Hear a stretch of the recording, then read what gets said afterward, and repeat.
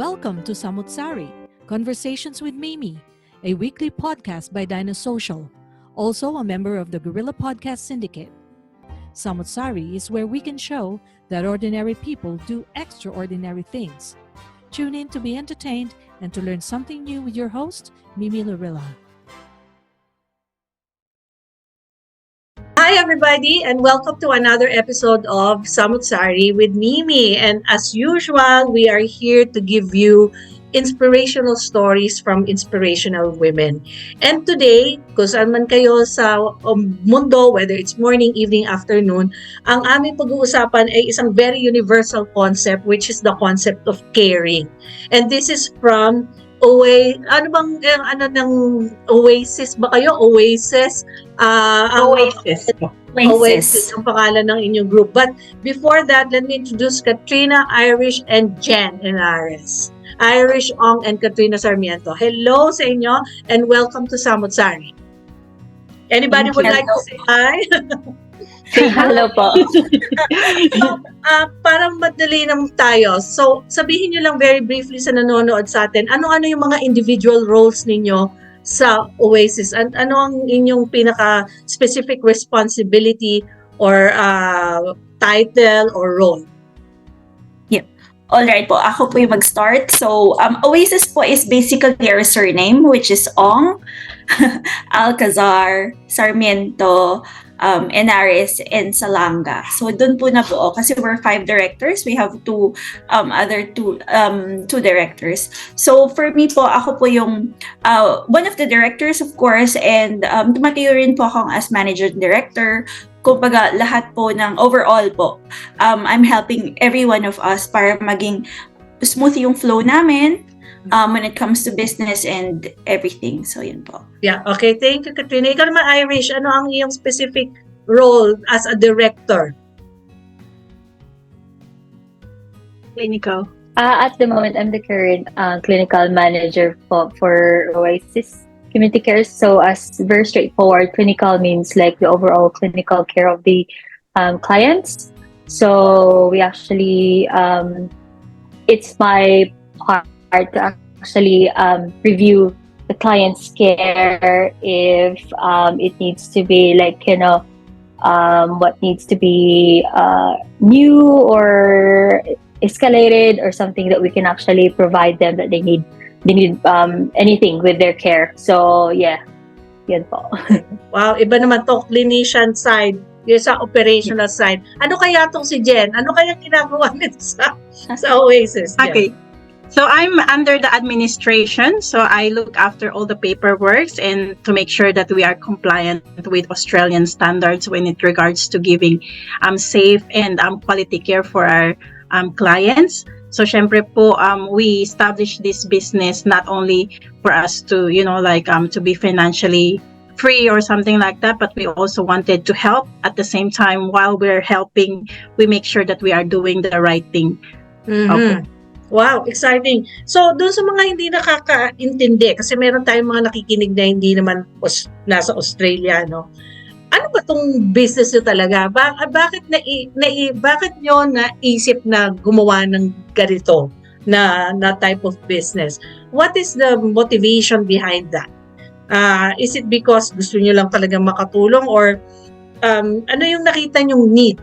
Pwede namang, like, if Irish is a clinician, pwede namang magstay na lang siya sa, mundo na yan. Why develop this OASES?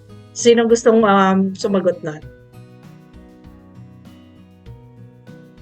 I think I will answer that po. At first po kasi we don't really know each other. We just met in vaccination hubs. Dabber cats? Di ba kayo friends? Hindi po talaga. So we are just sa vaccination hub during the COVID-19. So we just met there mga sandali lang, as in sandali. Pero personally po, we actually experience yung shoes po ng mga kliyente namin ngayon. So NDIS service po kasi is National Disability Insurance Scheme. So ang mga kinikater po namin is yung mga participant po na disabled. So yun po yung mga focus namin, which is nakaka-relate po kami sa kanila which is yung ginagamit po namin yung skills namin and yung experience namin para ma-direct po sila, kasi hindi lahat alam nila kung ano yung gagawin nila when it comes to dealing with their disability. Mhm. Pero ang nakakapagtaka, kung nag-meet lang kayo nung panahon na nasa vaccination center kayo, paano nyo na-trust ang isa't isa that you can work together and make this happen? Because you're establishing a brand new entity. At bukod doon, paano nyo naman na-clarify yung magiging papel nyo sa business na to? Hindi ba kayo nag-away sa gusto nyo yung gawin? Or how did that happen? I think with that one po, do you want me to answer that one, guys? Anyway, yung when it comes to it, because we are all RNs, so we have this expectation that we will actually work professionally with each other, you know. Aside from being friends, that's gonna be an additional, because even if you work, let's say for example, if you work in a hospital, aged care, or wherever, you don't know the people that you're working with.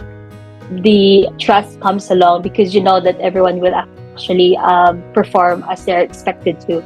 So yun po, as the time goes by, we establish trust with each other.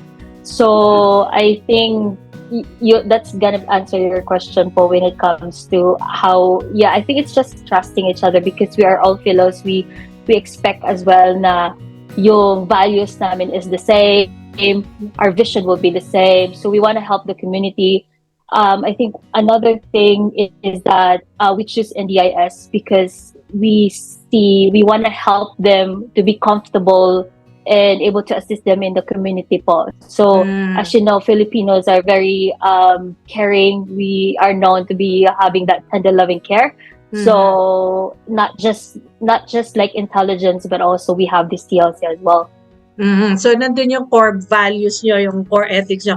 So, lahat kayo RN, nung nagpunta kayo sa Australia, you think that you will continue to become nurses. Pero ngayon, I am assuming full-time na kayo dito. Hindi na ba kayo nag-racket as a nurse? Nandito na lang ba kayo sa business nyo full-time? We're actually not full-time po. So we have different kumbaga may mga works po kami na like si Irish is more on sa adult specialist clinic. Ako po sa theater. Si Jen is sa Royal Children's Hospital, and then si Randall aged care, and the other one is acute care. So paano nyo na-manage to?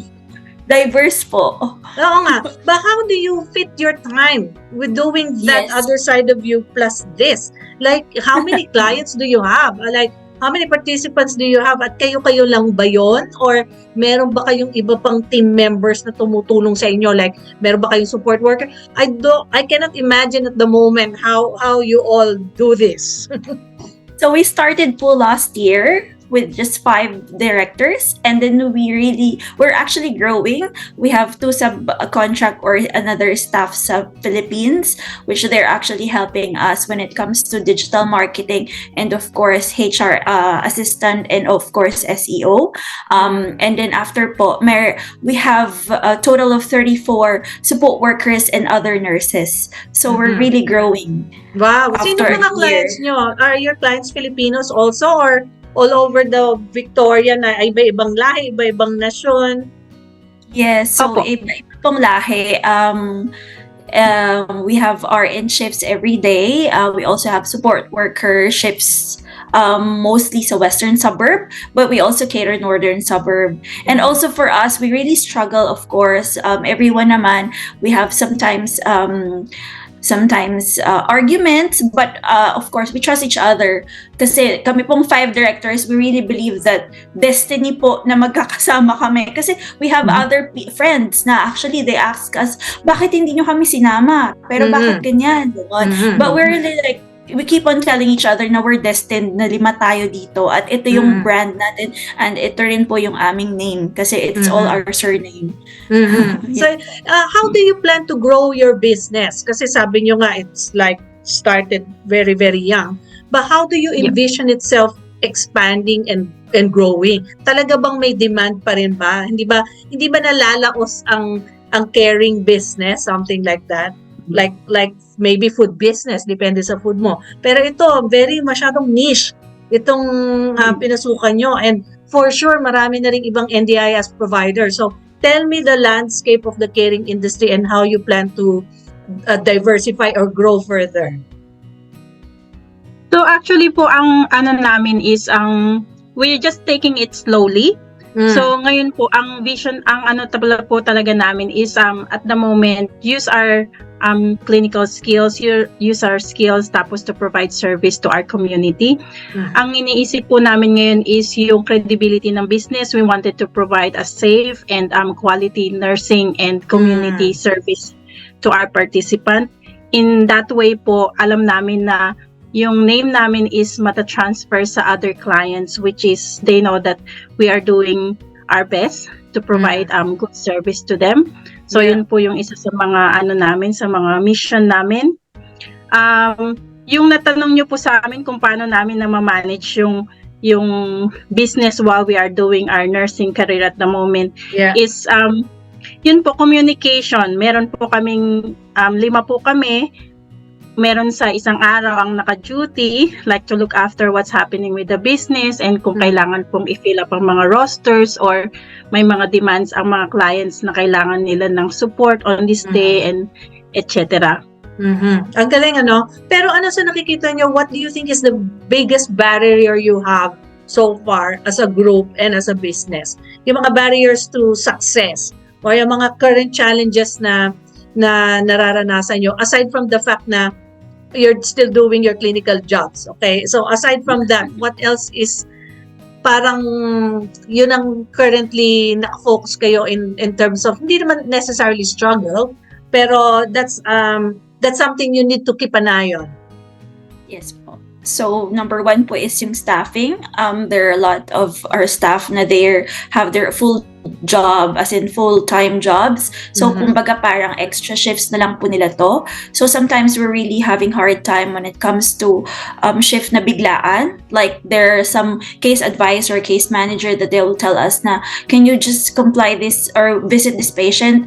Can you do wound care? Can you do urgently? So that's number 1 struggle po. And then next struggle po, of course, yung time, because sometimes even though you keep on working, like for example ako po nakatoka today, even though po mag-work na ako 7 hours, parang something namin na may kulang pa, like parang may marami pa po kami kasi we're still growing, so we really can't have another staff po from Australia. Of course, we're really, making sure that okay naman po ang aming yung staffing when it comes to payment and everything. So, kami pa po as of the moment talaga yung nagma-manage. So, yun po yung second. And then third po siguro is marami po kaming NDIS provider na available dito sa Western Suburb or in Victoria. So that's why we really make sure that we have the quality care, and of course they can actually like, oh, this is OASES, magaling yung support worker. They have really good communication between the staff, and of course every time we email them they can actually respond early. So yun po yung ano natin. Yeah, I can feel when you talk, talagang feel ko yung passion nyo, no? Feel ko na committed kayo. So, what do you attribute your success? Ano yung mga key ingredients to your success as 5 people who started this and how your business is running at the moment? Para magka-idea naman yung iba na, siguro dapat meron din akong ganun para mag-succeed din ako. What can you comment about that? Well, sa akin po, parang never give up din. So, yeah. So, yes, Irish. For me, I think whichever task that you actually do, you have to actually do it first before you can actually be successful, right? So, I think it's just like get it done, and then you'll see how you go. Because there's a lot of challenges anyways in everything that you do, but it's just how hardworking you are and how you badly want to have a business. So I think that's one of the main attributes is the willpower that you really wanted to be successful in your career in business. So Yeah. Very interesting talaga, no? Kasi hindi ko naman alam na RN kayo eh. So, I want to twist the interview a little bit. Kamusta ba ang state of nursing in Australia at the moment? Marami pa bang mga Pinoy na pumupunta dito as a nurse? At meron pa bang naghihintay na trabaho para sa mga nurse dito sa Australia? Hindi pa ba masyadong saturated na tayo ng mga nurse? What can you say about that? My daughter is a nurse, but she finished her nursing degree here sa Australia. Nag-ACU siya. Pero I'm not sure kung dito din kayo nagtapos or from Philippines, nurse na kayo, then you went to Australia. So, ano ang senaryo ngayon natin sa nursing? To be honest po, there is not enough staff and there's not enough nurses because the industry is growing. So there's always an opportunity. It's just how timely you are, actually. How lucky you are if the opportunity strikes, then you have to grab it. So, it's never gonna stop because the health industry is growing. There's a lot of hospitals that are still opening, expanding. So, yeah, there's still job, there's still work. So pwede as pa I said, na mag-nurse from Philippines to Australia? Pwede pa? Yes.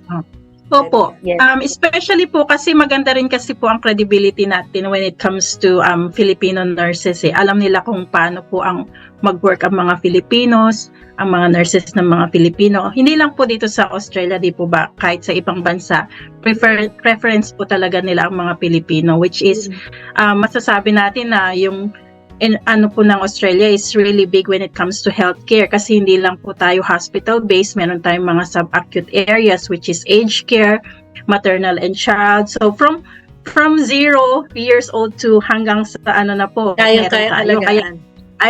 I don't think mawawalan talaga ng demand ang mga nurses when it comes to healthcare dito sa Australia. Yeah, very nice. Then nga, so, nung pandemic, sobrang kailangan ng nurses. So, I think that's, being a nurse is actually nandun po sa level ng most stable job when it comes to stability talaga. Kung gusto mo ng ayos na profession. I'm not saying naman po ng others, hindi naman. But I think one of the stable job po ang nursing. Yeah. So, ito individual question to So, Katrina, Irish, and Jen, baka iba-iba kayo ng sagot. Ano yung nakikita nyong sarili nyong individual values that make you a successful person that you are right now? Right here, right now, sa moment na to ng life ninyo. So, hindi posible naman pare-pareho ang sagot nyo, no? I'm pretty sure meron. Halimbawa, ano yung meron kayo na nakagisnan nyo na sa Pilipinas or sa family nyo, na dala-dala nyo pa rin dito? Ano yung mga personal, keys to your own success? Who'd like to start? Okay, ako na lang po. Siguro ang nadala ko po dito from the Philippines, kasi nurse na rin po ako sa Philippines before I came here. So I think yung personal attributes ko po at the moment is yung dedication ko to what am I doing right now. Kasi I'll make sure that whatever I chose to live or do, especially nung nag-create po kami ng business, I actually put my heart and my mind that, I will concentrate on this business because I started it. And I'm working with other beautiful guys here, and I want to gain their trust as well. I didn't come here to just muck around or something.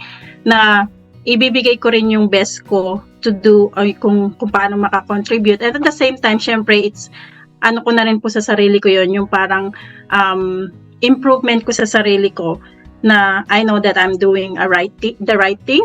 And I'm improving myself as well. Nice. Very nice. Si Irish naman, ikaw nasa left side ko eh. So, counterclockwise naman tayo. Irish, ikaw, what's your comment?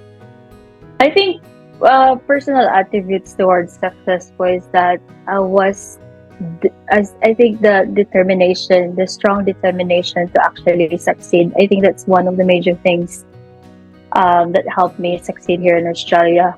Yung values din po ng family, like ng parents ko, that you actually work hard and you you respect your employers, you respect your employees, everyone. Yung being very polite po and being very humble. Then until now, I think that's one of the major things that helped me as well, because I never forget the people that actually put me here or placed me on this spot right now in my life. So I always look back. I always say God, especially God is the center of my success. So I always pray. If it's you always work hard. You always try your best in everything that you do. But if it's for you, it's for you. It will be given to you and it will be provided to you by the Lord. Parang ganun po ako. Totoo yan. It's just the time. Yeah. I know that. Parang bigla mo na lang na-realize everything falls into place for some reason na hindi mo ma-explain. Okay, thank you, Irish. O, ikaw naman, Katrina. What's your comment on that? So, ako po kasi since 2007 I'm a nurse from the Philippines, so almost 16 years na. I think from Philippines kasi I've been a theater nurse for so long, like sobrang yung passion mo talaga na hindi mo iiwan yung kung ano yung first skill mo or yung first profession mo, and then of course yung hard work po talaga. So alam naman nila Irish and Jen kung gaano rin ang pagiging hard work namin, kaya namin nabuo to, nag-grow to. And then of course, another thing po is very patient po talaga ako. So, when it comes to yung super pagod, like, hindi mo rin maasahan kung super dami na pala nang gagawin mo. And then, very patient po ako when it comes to that. So I'll try my best to make sure that everything is set into place. And then, yun po. Nasabi na nila lahat eh. Hindi, okay lang yan. At least yung na-share nyo. Kasi I'm pretty sure yung iba nagtataka paano nila nagawa yun. Mahirap mag-run ng business. At the same time, mga nurses pa rin kayo. Tapos nagkaroon pa kayo ng opportunity to work with each other na hindi kayo magkakilala. Pero ngayon, you're committed to doing this together. So that in itself is highly, highly commendable. Anyway, we're going towards the last portion na talaga. Ito, magpapaalam na tayo because we don't have enough time. But I do hope na if ever may nag-contact sa akin at sinabi nilang, can we bring you back? Hopefully maging available pa rin kayo. Huwag kayong magsawa. I hope you don't feel that this is parang of your time, but I'm sure along the way merong matatouch sa inyong story. That's why I want to get to know people like you, dahil indirectly ako rin na-inspired din ako na akala ko yung mga problema ko ang laki-laki na, pero meron palang mas iba pa na iba yung struggle nila. So it gives you a bit of comfort na okay, we're all in this together. So again, thank you so much, Katrina, Irish, and Jen for the time that you've given me. And I wish you all the best sa OASES, at sana dumami pa ang inyong participants. Sana ma-conquer nyo yung buong Australia, not just Victoria. Palaganapin nyo pa ang quality care na pinaprovide ninyo. At saka stay true to what you are all about and why you started this. And I'm pretty sure marami pa kayong matutulungan at marami pa kayong mai-inspire at marami pa kayong ma-achieve as a group. So hanggang doon na lang muna. Thank you for being with me, and hanggang sa muli. So sabay-sabay na lang tayo mag-wave and say goodbye for all our listeners. Bye! Thank you, Miss Mimi. Okay, Bye. Bye!